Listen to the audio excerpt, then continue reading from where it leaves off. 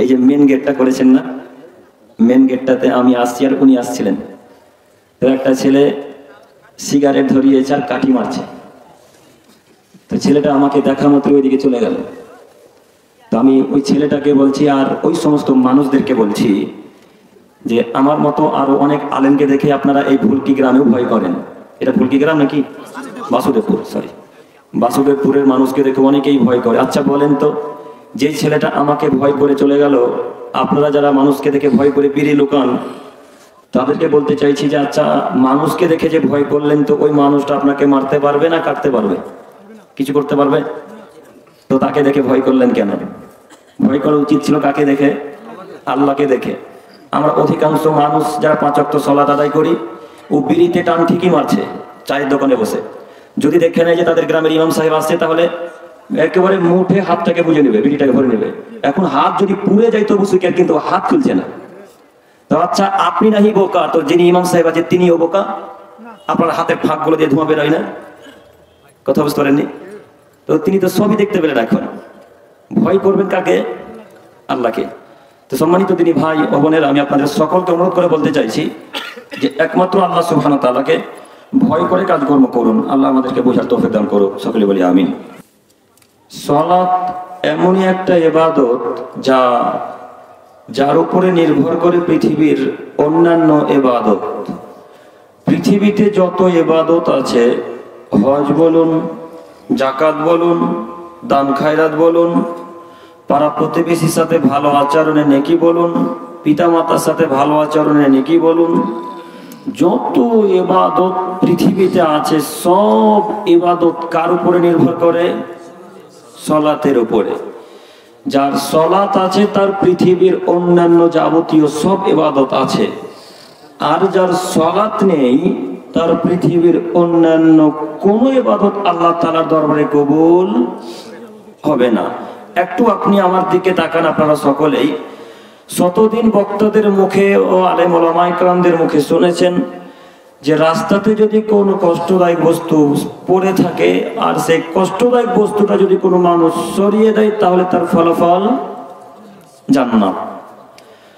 তো এমন একটা লোক কষ্টদায়ক বস্তুটা সরিয়ে দিলেন, যে লোকটা সালাত আদায় করে না। বলেন তো দেখি, ওই লোকটার নেকিটা এখন টিকবে না আল্লাহ তাআলা কেটে দিবেন?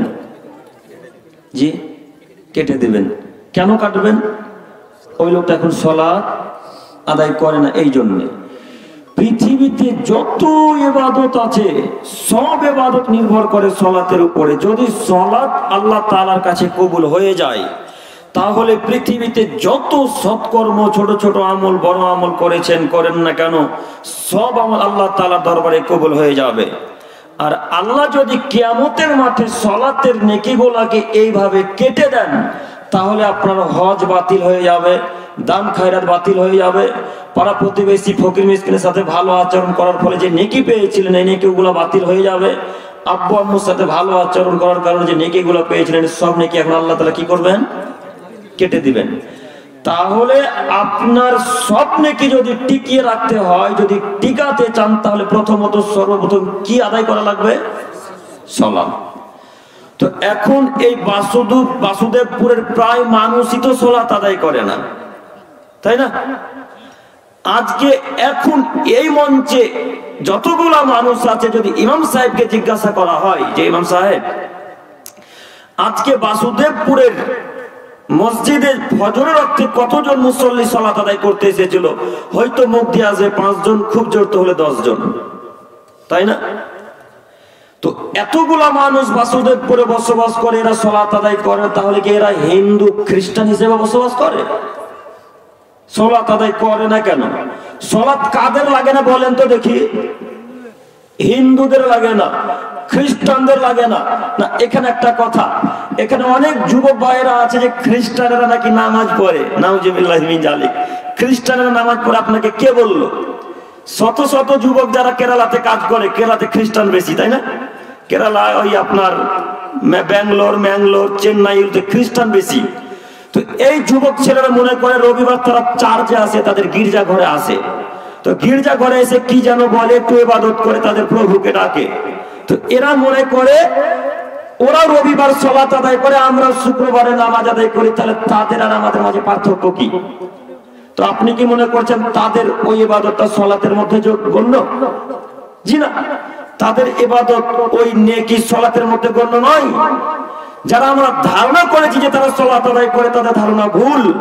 সালাত আদায় করে না খ্রিস্টানেরা, সালাত আদায় করে না ইহুদিরা, সালাত আদায় করে না বেধর্মীরা, সালাত আদায় করতে পারে না যারা পাগল হিসেবে পৃথিবীতে বসবাস করছে তারা। তো এখন এবার আমি আপনাদেরকে বাসুদেবপুরের সমস্ত মানুষকে বলতে চাইছি যে যারা এখন বর্তমানে সালাত আদায় করে না, এরা কি তাহলে পাগলের চাইতেও খারাপ? জি, পাগল তো নামাজ পড়তে পারে না, পাগলের নামাজও লাগে না। খ্রিস্টানেরা নামাজ পড়ে না, মরলেই জাহান্নাম। ইহুদিরা নামাজ পড়ে না, মরলেই জাহান্নাম। পাগলদের নামাজ আল্লাহ তাআলা চায় না। তো যারা নামাজ পড়ে তারা কি তাহলে পাগলের চাইতেও খারাপ? তারা কি খ্রিস্টানদের চাইতেও খারাপ? তারা কি ইহুদিদের চাইতেও খারাপ? পৃথিবীর বুকে যেখানে যারা মুসলিম হিসেবে বসবাস করছে তাদেরকে যে কোনো মূল্যে 5 ওয়াক্ত সালাত আদায় করা লাগবে, যে কোনো মূল্যে।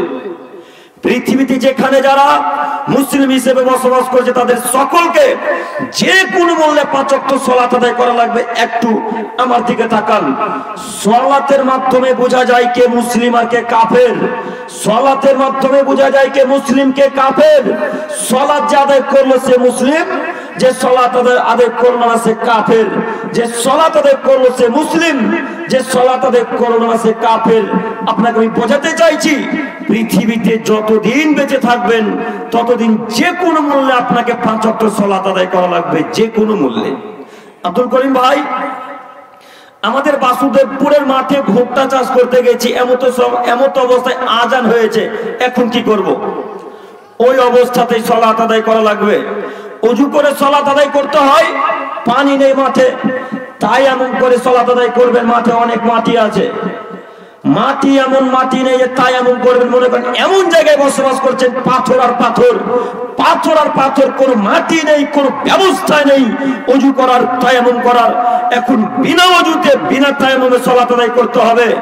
যে কোনো মূল্যে সারা পৃথিবীর দিনী ভাই বোনদেরকে 5 ওয়াক্ত সালাত আদায় করতে হবে, যে কোনো মূল্যে। আপনাকে ওই বক্তব্যের মাঝে শতদিন বলেছি যে আজকে বাসুদেবপুরে বলে দেন যে আমি খ্রিস্টান হিসেবে বাসুদেবপুরে বসবাস করছি, তাহলে আমি আপনাকে জিন্দেগিটা নামাজের ব্যাপারে বলবো ইনশাআল্লাহ।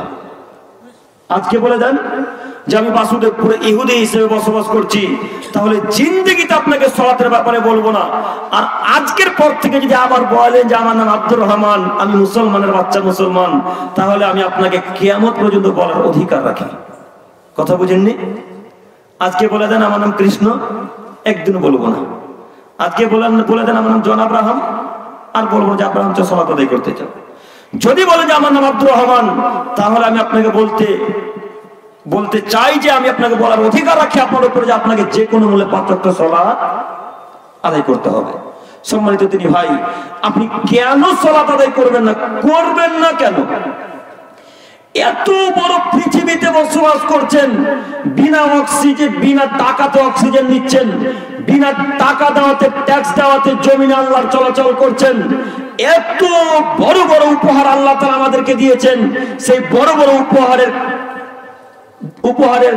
উপহার দেওয়ার জন্য আমরা আল্লাহর জন্য 5 ওয়াক্ত সালাত আদায় করতে পারবো না?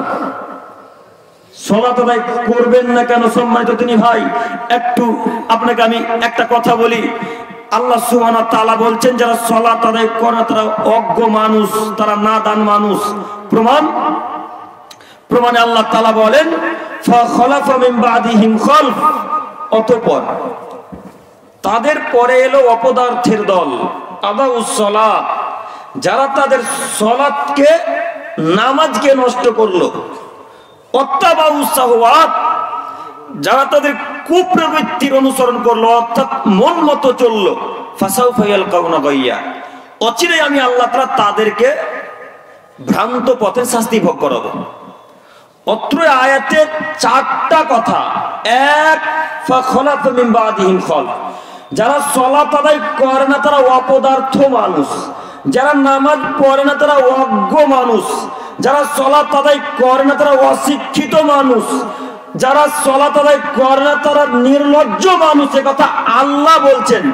বলেন এখন যদি আমি আপনাকে আল্লাহ তাআলার আয়াতের অর্থ বাংলাতে বুঝাই, তাহলে আমি দোষী না আল্লাহ দোষী? আল্লাহ বলছেন তাদের পরে এলো অপদার্থের দল, অশিক্ষিতদের দল। কারা? যারা নামাজ পড়ে না। পৃথিবীতে আপনাদের বাসুদেবপুরে এখন পর্যন্ত যারা সালাত আদায় করে না তারা সবাই অশিক্ষিত, তারা সবাই অশিক্ষিত, এরা সবাই অশিক্ষিত। আপনার বাপ যদি 14 বার মাস্টার ডিগ্রি পাস করে, আপনার আম্মা যদি 14 বার এমএ পাস ছাত্রী হয়, তবু আপনার আম্মা অশিক্ষিত নারী, তবু আপনার আব্বু অশিক্ষিত পুরুষ, আপনার আম্মা অশিক্ষিত নারী, এ কথাই চূড়ান্ত। সালাত আদায় করে শিক্ষিত মানুষ, সালাত আদায় করে শিক্ষিত নারী, সালাত আদায় করে শিক্ষিত পুরুষ, সালাত আদায় করে শিক্ষিত নারী। যারা সালাত আদায় করে তারাই শিক্ষিত মানুষ, যারা সালাত আদায় করে না তারা অশিক্ষিত পুরুষ, অশিক্ষিত নারী, এ কথা আল্লাহ তাআলা বলছেন। অতএব যদি নিজেকে শিক্ষিত পুরুষ মনে করেন, তাহলে আজকের পর থেকেই 5 ওয়াক্ত সালাত আদায় করা লাগবে। পারবো ইনশাআল্লাহ? ইনশাআল্লাহ, ইনশাআল্লাহ। আর যদি মনে করেন যে না, বাসুদেবপুর অশিক্ষিত হিসেবে বসবাস করছি, অশিক্ষিতই থাকবো, থাকেন, থাকেন না। কে নিষেধ করেছে আপনাকে? থাকেন অশিক্ষিত হয়ে। তবে একটা কথা মাথায় রাখবেন, আল্লাহ তাআলা অন্যত্র বলছেন ইন্নামা ইয়াতাযাক্কারু উলুল আলবাব। পৃথিবীর মানুষ শোনো, নিশ্চয়ই, অবশ্যই যারা শিক্ষিত মানুষ তারাই উপদেশ গ্রহণ করে। অবশ্যই, নিশ্চয়ই যারা শিক্ষিত মানুষ তারাই উপদেশ গ্রহণ করে। তো এতক্ষণ যাবত যত বক্তা, যত মানুষ আলোচনা করলো, এগুলো সব উপদেশমূলক কথা, তাই তো? এগুলো সব কি কথা? সব উপদেশমূলক কথা। এই উপদেশ গ্রহণ করবে কারা? কথা বলেন একটু। যারা শিক্ষিত মানুষ তারা। আজকে আমি আব্দুল করিম বিন আমরুল ইসলাম নামাজ নিয়ে, সালাত নিয়ে আলোচনা করলাম। তো আজকের পর থেকে যারা 5 ওয়াক্ত সালাত আদায় করবে এরা সবাই শিক্ষিত পুরুষ, শিক্ষিত নারী। আর আজকের পর থেকে যারা এই কথাকে লাথি মেরে দিয়ে ফেলে দিবে, এরা সবাই অশিক্ষিত নারী, এরা সবাই অশিক্ষিত পুরুষ। বোঝেননি কথা মনে হয়? যদিও নিজেকে মনে করেন মাস্টার ডিগ্রি পাস, আপনার মাস্টার ডিগ্রি পায়ের তলে পুঁতে দিতে এসেছে আজকে। কিসের মাস্টার আপনি? 5 ওয়াক্ত সালাত আদায় করেন না মাস্টার আপনি? না, আপনার মাস্টার বিদ্যা কাজ করে না। কিসের আপনি শিক্ষিত পুরুষ? যেই বিদ্যা সালাত থেকে দূরে রাখে, যেই বিদ্যা আল্লাহ এবং তার রাসূল থেকে দূরে রাখে, ওই বিদ্যাকে মাটি তলে পুঁতে দেন না গো। ওই বিদ্যাকে মাটি তলে পুঁতে দেন, অনেক লাভ আছে। নইলে আবার ভুল কি মাদ্রাসাতে আদনা বায়ে ভর্তি হবে না। বা আদনা বা বোঝেন কি? রওজাতে ভর্তি, রওজাতে সর্বনিম্ন ক্লাস। রওজাতে ভর্তি হয়ে আলেম ওলামা ইকরামদের কাছ থেকে আগে সালাতের বিদ্যা নেবেন, তারপরে শিক্ষকতা করতে যাবেন মসজিদে, স্কুলে। কিসের আপনি মাস্টার মশাই? মাস্টার মশাই সালাত আদায় করে না মানে কি দিয়ে আপনাকে বোঝাবো? শিক্ষিত মানুষ তারাই যারা সঙ্গে সঙ্গে উপদেশ গ্রহণ করে নাই, তারাই শিক্ষিত মানুষ। অতএব আজকের আলোচনার পর যত মানুষ শিক্ষা গ্রহণ করবে যে না, আজকের পর থেকে আমি 5 ওয়াক্ত সালাত আদায় করবো, জিন্দেগি তার কামাই করবো না, ত্যাগ করবো না, তারা সবাই কি মানুষ? শিক্ষিত মানুষ। কথা বুঝতে পারছেন কি? এরা সবাই শিক্ষিত পুরুষ, শিক্ষিত নারী। আর যদি মনে করেন যে না, আব্দুল করিমের বলার ভাগ্য কর্তব্য বলছে, আমরা শোনার কর্তব্য শুনবো, শেষ বেলায় লঙ্গি ঝেড়ে বাড়ি চলে যাবো, তো থাকেন। কিয়ামতের মাঠে যখন আল্লাহ জিজ্ঞাসা করে তখন প্রশ্ন উত্তর দিবেন। সম্মানিত তিনি ভাই, আমি আপনাকে বলতে চাইছি, তৃতীয় বাক্যে আল্লাহ তাআলা বলছেন যে মন মতো চলবে যারা, তাকে আমি জাহান্নামে দিব। ইচ্ছে মতো চলবে যারা, তাকে আমি জাহান্নামে দিব। তো ইচ্ছে মতো চলে কে? যে নামাজ পড়ে না। ইচ্ছে মতো চলে কে? যে বিড়ি গুটখা সিগারেট খায়। ইচ্ছে মতো চলে কে? যে আল্লাহর বিধানকে লঙ্ঘন করে চলে, রাসূলের বিধানকে যে লঙ্ঘন করে চলে, তারা ইচ্ছে মতো চলে। আল্লাহ বলছেন ইচ্ছে মতো যারা চলে তাদেরকে আমি আল্লাহ তাআলা ভ্রান্ত পথের শাস্তি ভোগ করাবো। ভ্রান্ত পথ। ভ্রান্ত পথ কোনটা আমি আপনাকে এখন কি দিয়ে বুঝাবো?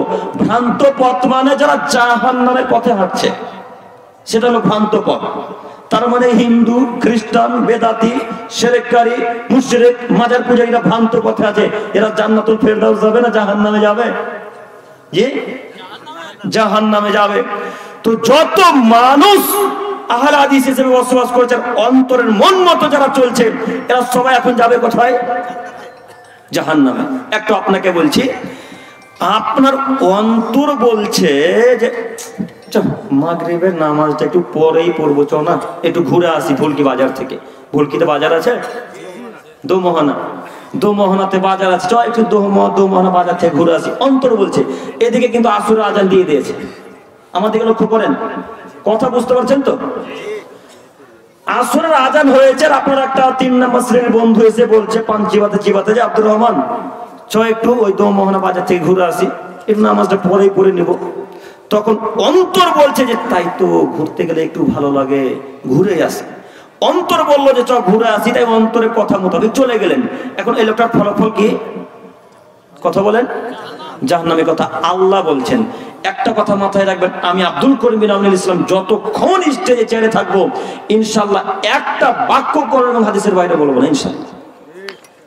শুধু একটু কথার সাথে কথা মিলিয়ে দেখবেন যে কখনো কোরআন হাদিসের বাইরে কথা বলছে। সম্মানিত তিনি ভাই, আপনাকে অনুরোধ করে বলছি, অন্তরকে ঠেকান, জান্নাত হবে ইনশাআল্লাহ। আমরা 1999টা মানুষ অন্তরকে ঠেকাতে পারি না, 1999টা মানুষ অন্তরকে ঠেকাতে পারি না। ওই যে ফজরের আজান দিয়েছে, আজান কিন্তু কানে ঠিকই এসেছে, আজান কিন্তু কানে ঠিকই এসেছে। আজান কানে আসার পরে অন্তর বলছে আর 5 মিনিট ঘুমাই, তখন উঠবো। 5 মিনিট করতে করতে করতে সকাল 6টা বেজে গেছে। তো যে লোকটা এই বাক্য বলে শুয়ে গেল, ঘুমিয়ে গেল, উঠলো না, এ অন্তরের কথা মোতাবেক চললো না আল্লাহর কথা মোতাবেক চললো? অন্তরের কথা মোতাবেক চললো। তাহলে এই লোকটা এখন কি জান্নাতুল ফেরদাউসে যাবে? আল্লাহকে জাহান্নামে দিবে। তিনি ভাই ও বোনদেরকে আমি অনুরোধ করে বলতে চাইছি, যে কোনো মূল্যে অন্তরকে বাধা দেন, জান্নাত হবে ইনশাআল্লাহ। অন্য মহানবী সাল্লাল্লাহু আলাইহি সাল্লাম অন্যত্রে বলছেন 4টি জিনিসকে নিয়ন্ত্রণ করে চলো, আল্লাহ জান্নাত দিবে। তার একটি হচ্ছে অন্তরকে ঠেকাও, কুবাসনাকে ঠেকাও, আল্লাহ জান্নাত দিবে। এই জায়গাতে আবার আসবো, তার আগে জরুরি কথা। মহান আল্লাহ তাআলা বলছেন, পৃথিবীর মানুষ তোমরা শোনো,